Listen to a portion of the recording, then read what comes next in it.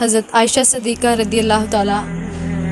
عنہا بیان کرتی ہیں کہ حضور صلی اللہ علیہ وآلہ وسلم میرے پاس بیٹھے تھے کہ حضور صلی اللہ علیہ وآلہ وسلم نے حضرت فاطمہ کو بلایا اور فرماتی ہیں کہ قربان جاؤں، حضرت فاطمہ کا چلنے کا انداز بھی وہی تھا جو حضور صلی اللہ علیہ وآلہ وسلم کا تھا، آپ کا بولنا بھی حضور صلی اللہ علیہ وسلم کا بولنا تھا، رفتار میں گفتار میں آپ حضور صلی اللہ علیہ وآلہ وسلم کی مشابہ تھی۔ فرماتی ہیں کہ حضرت فاطمہ آئیں اور حضور صلی اللہ علیہ وسلم نے انہیں اپنے پاس بٹھایا اور حضرت فاطمہ کے کان میں کوئی بات کہی۔ اس کا مطلب ہے کہ بیٹیوں سے بھی کچھ راز کی بات کر لینی چاہیے، بیٹیوں کو بلا کر ان سے بھی کچھ راز کی بات کر لینی چاہیے۔ فرماتی ہیں کہ حضور صلی اللہ علیہ وآلہ وسلم نے حضرت فاطمہ کے کان میں کوئی بات کہی اور حضرت فاطمہ رونے لگ گئی، اور اس کے بعد حضور صلی اللہ علیہ وسلم نے پھر دوبارہ حضرت فاطمہ کے کان میں کوئی بات کہی اور آپ مسکرانے لگی، اور پھر حضور صلی اللہ علیہ وسلم تشریف لے گئے اور فرماتی ہیں کہ میں نے حضرت فاطمہ سے پوچھا کہ بیٹی بتاؤ، حضور صلی اللہ علیہ وسلم نے تم سے ایسی کیا بات کہی ہے کہ پہلے تم رونے لگ گئی اور پھر تم مسکرانے لگ گئی؟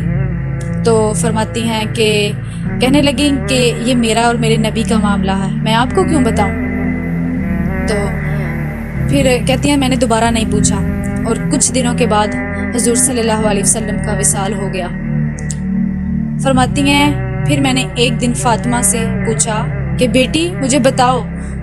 میرا حق ہے تم پہ، میں تمہاری ماں ہوں، اس حق کی وجہ سے میں تم سے پوچھتی ہوں کہ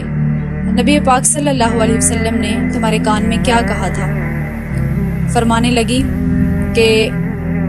حضور صلی اللہ علیہ وسلم نے مجھے کہا کہ ہر رمضان میں جبرائیل مجھے ایک قرآن پاک سناتا تھا اور ایک قرآن پاک میں سناتا تھا، اس بار جبرائیل نے مجھے 2 قرآن پاک سنائے ہیں، مجھے لگتا ہے تیرے باپ کا وقت آ گیا ہے، میری اب رخصتی ہے۔ تو یہ بات سن کے میں رونے لگی، اور پھر دوبارہ ہنسنے کی وجہ پوچھی تو فرمانے لگیں کہ نبی اکرم صلی اللہ علیہ وسلم نے میرے کان میں کہا کہ فاطمہ میرے بعد مجھ سے سب سے پہلے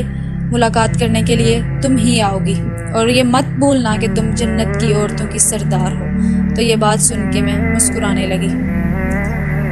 اور پھر